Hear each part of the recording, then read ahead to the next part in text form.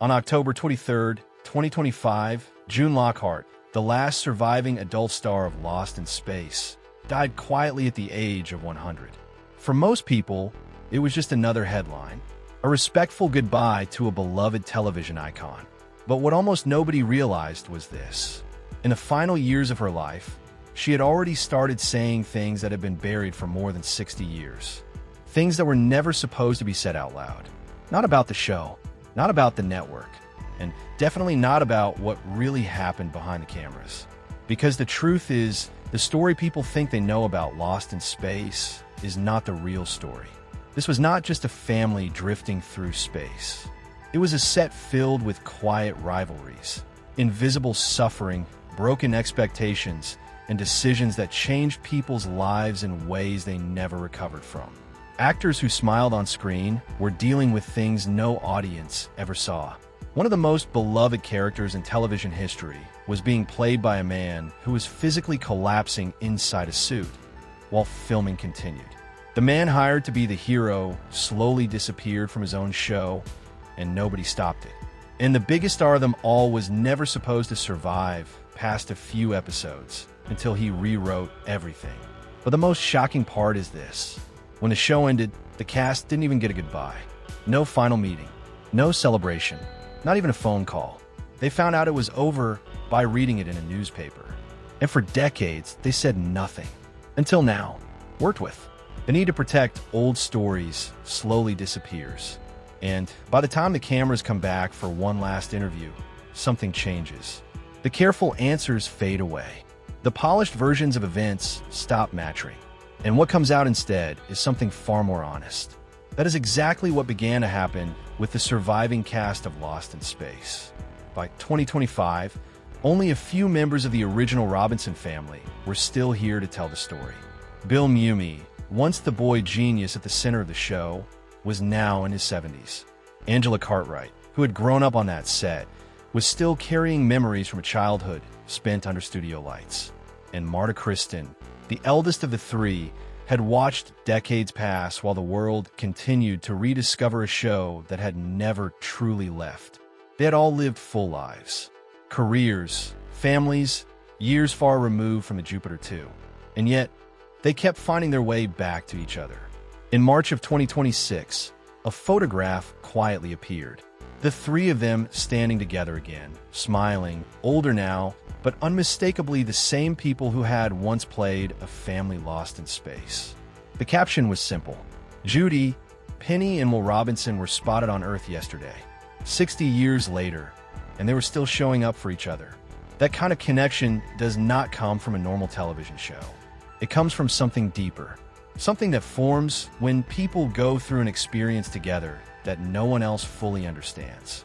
Because behind the bright lights, the painted sets, and the weekly adventures, something else had been happening. Something they carried quietly for decades. And once they started talking, the story began to change. For most television shows, the ending is planned. There's a final script, a final scene, a moment where the cast knows it is over, where they say goodbye to each other, to the crew, to the characters they have lived with for years. That did not happen here. For the cast of Lost in Space, the ending came without warning. No meeting, no conversation, no closure. June Lockhart would later describe the moment with a kind of quiet disbelief that never fully faded. She did not receive a phone call. No producer sat her down. No one from the network thanked her for 3 years of work on one of the most watched science fiction shows in the country. She found out the show had been canceled by reading a small notice in the entertainment section of her morning newspaper. That was it. That was the goodbye. And she was not the only one.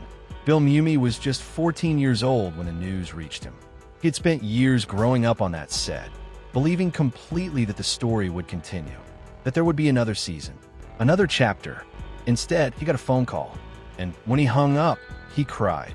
A 14-year-old boy, suddenly realizing that something which had defined his entire childhood was over, and nobody had thought it important enough to tell him properly. Even during filming, the cast had no idea.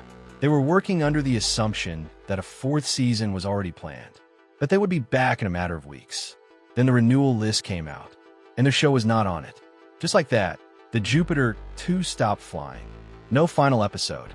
No return home. No ending for the Robinson family. Only silence. And for a long time, that silence said everything.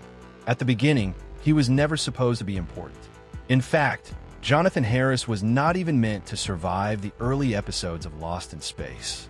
His character was written as something simple. A dangerous presence. A man who would create conflict for a short time, then disappear. A background threat designed to push the story forward. Nothing more. But Harris saw something different. He understood something most actors never notice in time. If a character is not protected, if it is not shaped carefully, it can disappear just as fast as it arrived. So he started changing things. Quietly at first, then completely. Scripts would arrive, and by the next day, they would not be the same scripts anymore. He would rewrite dialogue, adjust scenes, and shift entire moments so that everything, slowly but surely, moved back toward his character. And then came the voice. The insults, the exaggeration, the dramatic panic, the strange mix of cowardice and intelligence that made him impossible to ignore. What the audience saw as comedy was actually something more calculated. Every reaction, every exaggerated line, every insult directed at the robot was designed to keep him alive in the story. Because it worked, viewers loved him. Letters started pouring in. Fan mail multiplied. And suddenly, the character who was supposed to vanish became the center of everything. Behind the scenes, even the production could not ignore it anymore. The show was shifting. Quietly at first, then completely. The hero stopped being the hero. The supporting role stopped being supportive. And one character began pulling the entire story toward himself. By the time anyone fully understood what had happened, it was already too late to reverse it. When Guy Williams joined Lost in Space, he was not just another actor on the cast list. He was the lead, a trained performer, physically commanding, already known to audiences from earlier success. He was expected to be the center of the entire story. The mission leader, the face of the Robinson family, the one who guided everything forward. That was the plan. But plans do not always survive production. As the series progressed, something subtle began to shift. Episodes started focusing less on leadership and survival, and more on chaos, comedy, and the unpredictable energy of other characters. And slowly, the center of gravity moved away from him. Less screen time, fewer decisive moments, fewer chances to lead, until eventually he was no longer driving the story forward. He was standing inside it, watching it happen around him. Even on set, the change was visible. Other personalities, other rhythms, other energies were now shaping scenes that should have belonged to the commander. And he felt it. That kind of change is not loud. It does not announce itself. It happens gradually, until one day an actor realizes they are no longer the focus of the show they were hired to lead. For Guy Williams, that realization was difficult to ignore. The role that was supposed to define his career was slowly turning into something else entirely. And when the show ended, the shift became permanent. Unlike the rising popularity of other cast members, his path in Hollywood did not continue in the same direction. The spotlight that was meant for him had already moved on. Far away from the Jupiter 2, the story of the leader of the Robinson family had quietly come to a very different kind of ending. Every generation remembers the robot, the waving arms, the warning voice, the strange sense of personality inside a machine made of metal and foam. For millions of viewers watching Lost in Space, it was one of the most unforgettable parts of the entire show. But almost nobody knew what it took to bring it to life. The man inside it was Bob May, and his experience was nothing like what appeared on screen. The suit was massive, heavy, nearly airtight. Once inside, movement was limited, vision was restricted, and the heat was constant. Under studio lights, the temperature inside became unbearable within minutes. It was not acting in the traditional sense. It was endurance. There were moments when he could not breathe properly, moments when the body simply could not handle the conditions anymore. And yet, filming continued, scene after scene, take after take, because on screen, the robot looked perfect. Inside, it was something very different. And the most shocking part is not just the physical strain, but the fact that for years, his name never appeared on screen credits. The audience celebrated the robot, bought toys, remembered its voice, but the person inside it remained invisible. Even as the show grew into a global success, the reality behind the machine stayed hidden. And when the cameras stopped rolling, the consequences of that invisibility did not disappear. They simply followed him into real life. A story the audience loved, built on a performance almost nobody knew belonged to a real human being struggling inside the suit. Before the robot, before the villain, before the chaos and comedy that defined later seasons of Lost in Space, there was something very different. A version of the story that almost no one remembers today. The original concept was serious. A family of scientists sent into space, a mission built on intelligence, discipline, and survival. No comedy, no exaggerated villains, no talking machines, just human beings facing the unknown with logic and fear in equal measure. It was expensive, carefully built, and ambitious enough that it represented one of the most costly television pilots of its time. Everything about it suggested a grounded science fiction story. But when it was shown to the network, something changed. Executives did not want restraint. They wanted energy. They wanted conflict. They wanted something that could be repeated week after week without running out of ideas. So the story was reshaped. A new antagonist was introduced. A robot was added. The tone shifted. The survival story became something louder, more chaotic, more commercially flexible. And the original version was put away. Parts of it were later reused, cut into early episodes, stitched into a new structure that no longer resembled what had been filmed in the beginning. What remained was a compromise, a version of the story that could survive on television schedules, but no longer reflected the original vision that started it all. And in that change, something important was lost forever. By the time Lost in Space reached television screens, it was already part of something bigger than just entertainment. It had unknowingly stepped into a silent competition that shaped the future of science fiction itself. On the other side was Gene Roddenberry and his vision for Star Trek. To the audience, it looked like two shows, two different ideas, two interpretations of space. But behind the scenes, it felt more like a race that nobody officially admitted was happening. One show was polished, family-centered, and unpredictable in tone. The other was structured, philosophical, and built around long-term storytelling. And every week, ratings decided who was winning, even if nobody wanted to say it out loud. What makes this rivalry even more surprising is how small the industry actually was behind the scenes. People moved between productions. Resources were shared.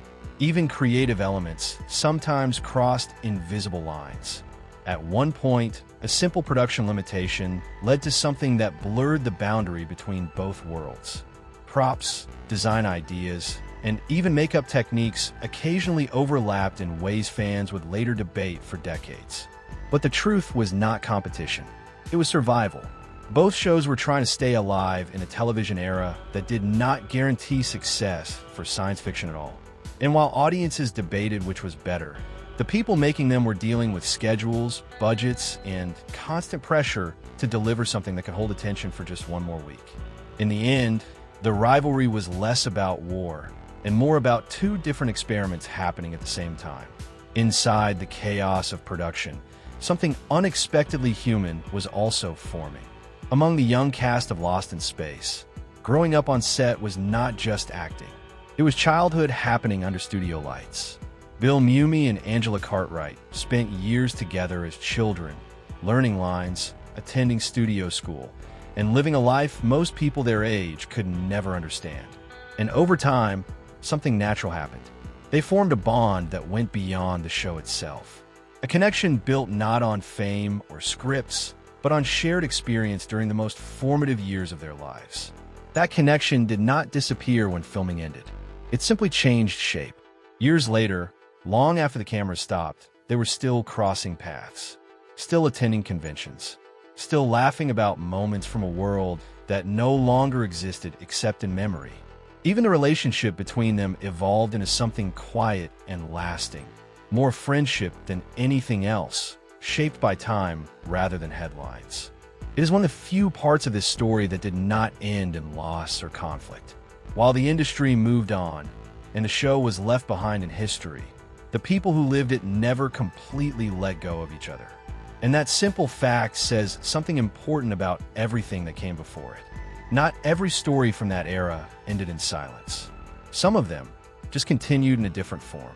By the final season of Lost in Space, something had shifted that even the cast could feel on set. The original sense of direction was gone. The serious survival tone that once defined the mission had slowly dissolved into something unpredictable, almost chaotic. And behind that change was a reality that nobody wanted to fully confront. The show was no longer in control of its own identity. Budget pressures were rising. Creative decisions were becoming reactive instead of planned. And every new episode felt like an attempt to keep the series alive for just a little longer, rather than building toward anything meaningful. Then came the decision that ended everything. The network offered another season, but with reduced funding. A compromise that would keep the show alive, but change its structure permanently. The producer refused, not because the audience was gone, not because the idea had failed, but because accepting less meant accepting a version of the show that no longer matched the vision it started with. And so, the decision was made and the show ended. No final mission, no return to Earth, no closure for the Robinson family, just cancellation. What followed made the ending even more surreal. One of the final standout episodes reflected how far the show had drifted from its original tone. A strange, exaggerated story that felt almost disconnected from the grounded science fiction idea it once began with. A moment that audiences would later remember not as resolution, but as evidence of how far things had shifted from the beginning. But even that strange ending was not the most important part. Because while viewers saw a television show simply stopping, the people who lived inside had experienced something very different. For them, it was not just an ending. It was a disappearance,